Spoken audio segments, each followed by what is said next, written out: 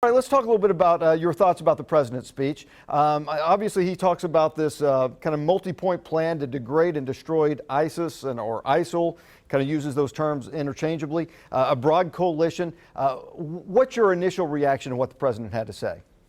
Well, first of all, I've criticized the president and John Kerry over a long period of time in that they always talk about these coalitions that are out there.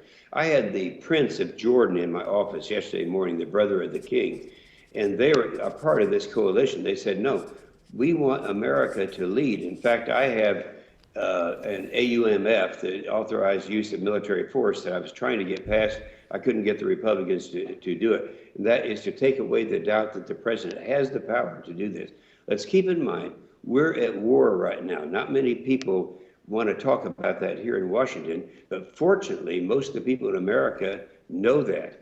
We had a poll that you're familiar with, Russ, that was just 2 days ago, that said that 71% of the people believe that the ISIS threat is a threat to the mainland United States. Well, I said that 3 months ago, and people were just yelling and screaming about how outrageous that was. Now, we know that the American people have had that wake-up call. So this lead from behind policy of the president, he says, well, we want the coalition to do this, and they'll do this. But as the Prince of Jordan said, we got to have a leader. And the only leader out there is the United States of America because of the resources they have and the history of leading. So that was a problem that I had. Now, other things in the speech, saying that ISIS is not Islamic, and I don't know why the president continues to have that affection with the Islamic world, but he does. And they talk about how he would arm the moderate opposition. All right, Russ, let's remember back just in June, he said the moderate opposition, and I was saying at that time we need to be working with them. He said it doesn't exist. So now he's completely changing his mind, thinking that the American people didn't hear what he was saying before. So that's just an inconsistency, although I think it's the right direction to go right now. The thing that bothered me, I guess, more than anything else is when he tried to say America is safe and secure. In fact, that's what he said. And I think people know that this poses the greatest threat. And I agree with the Secretary of Defense, Chuck Hagel, who is his Secretary of Defense, who said, no, this is a threat we've never faced before. I mean, this is not just some little terrorist group out there doing what terrorists do. This is a huge army. It may be 30 to 40,000 people right now. A lot of those are professional. They have tanks. They have heavy artillery. This is a war. It's not just a bunch of terrorists that are out there. So I think he's trying to play that now, and I think that'll come back to haunt him. And I think that we need to face up to the fact we got a war, and we got to lead it.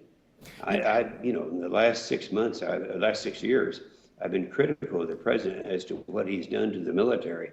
I call it the disarming of America. And now we're in a situation where we have people like Putin laughing at us and going back and going into countries that normally we've been in a position to help our allies. Well, we can't do that, but this is a war. We got to fight it, and that's not the message I got last night. You know, you mentioned the Prince of Jordan was in your office, and the president mentioned that the Arab League, he has support from them. But what exactly does that mean that he has support from the Arab League? Are they actually going to help out in this process, or are they just waiting for us to do something? Yeah, he talks about that. Now, see, this is a criticism I've had of John Kerry as well as Obama. It's always the United Nations. It's always some big multinational group that's going to be there and doing this instead of shouldering the responsibility as it's going to end up being anyway. And the Arab League, certainly a part of that would be Jordan. Jordan's one of our allies, one of our good dependent allies, one that is getting hurt a lot more at this time than we are with the refugee problem. And they said, and we're talking about the top of Jordan, we're talking about the president, the king of Jordan and his brother, saying, you've got to lead in America. We can't do it as a coalition. And this leading from behind that we're getting from the president is not going to work. And again, I'm just thankful that the American people now, according to polling, they understand better than the president does what this threat is. To keep telling the American people we're safe and secure is not presidential, it's not true. You know, one of the things that I heard the president say that he's going to add maybe like 475 more people that we're going to send over there, and they're going to work with the Iraqi forces, and I guess they're going to shoulder most of the burden, and we're going to kind of help guide them. Is that anywhere near enough as to what we should be doing? No, and he knows it. You know, but his problem is that he has been saying ever since the Bush administration that we don't want boots on the ground. Americans should not have been in Iraq in the first place. Americans shouldn't be in Afghanistan. And he has been talking about boots on the ground because that resonates. People think, yeah, that's right. We don't want boots on the ground. Look, he's already sent boots on the ground over there. Right now, they're there, and he announced he's sending more last night. So we can't really define what our role is going to be, but we got to win the war. That's the main thing, because we have now a threat to our homeland. People don't want to believe it. Some don't. Fortunately, 71% of the people in America do now understand it. And it's a war. We got to be the leaders. There's nobody else out there. If you were the one making the decision, what would you do? Well, it's hard to say, because if I were the one making the decision, I certainly would have left a force there and not just pulled everything out from him. You know, the intelligence, surveillance, and reconnaissance, ISR, is something we were begging the president to leave at that time. I have a letter that I sent to the president saying, don't pull out our intelligence and our surveillance and our reconnaissance. Leave a structure there, because if you don't do it, it's going to all fall apart.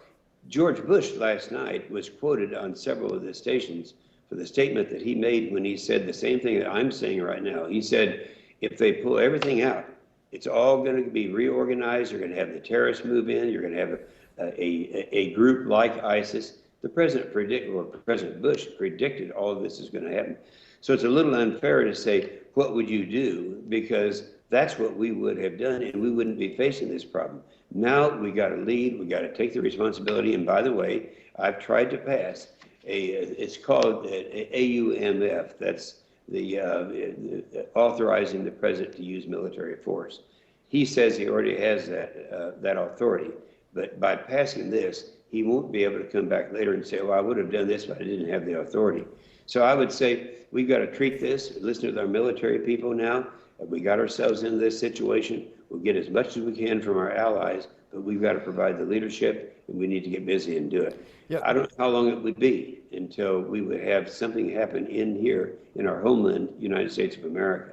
But now's the time to preclude that from happening. You know, the president says that he wants to have Congress's support on this deal. What do you think? Is Congress going to support him on this, or is this What does he want? You know, not supportive if he's talking about just treating them like they're a bunch of terrorists out there, and this is not a serious war. It's always easy to say, and for public consumption, well, we need to have Congress's support. He's implying that we don't have it now, and that's the reason that we're in this problem that we're in. So I think that's a dishonest statement to make, to try to make people believe that. Congress is going to be not just support. You know, I'm the ranking member on the Senate Armed Services Committee. We're talking about that as we speak. We're going to be talking about that today. What can we do? And then we have to have the job of encouraging the president to do the right thing to defend America. So when he says we want Congress's support, that's a very dishonest statement to me. All right, let's move on. Let's talk real quickly about the government arming local police forces. Your opinion on that. Is that a good thing? Is that good for the local police department? In a way, I'm somewhat responsible for that, because, you know, they stopped doing this, and it was not the police force, it was the firefighters. They were the ones, and right now, the firefighters in Oklahoma are so thankful because the administration stopped that program. Now we've started again, and all the stuff that we're sending to the fire departments is stuff, that's what I was working on. Now if a lot of this is, and I was not aware of this until the hearing that the House had yesterday, of some of the stuff that's going to police departments, some of the heavy stuff that they have no business having. And the House had a hearing yesterday, and we're going to have a hearing on the same thing. And the House Republicans and Democrats are very critical of the way this has been handled. And some of the stuff that the administration is sending out to these police departments, they should not have in their hands. Okay, perfect. Senator Jim Inhofe, thanks for joining us today. We appreciate it. You bet, Russ. Thank you.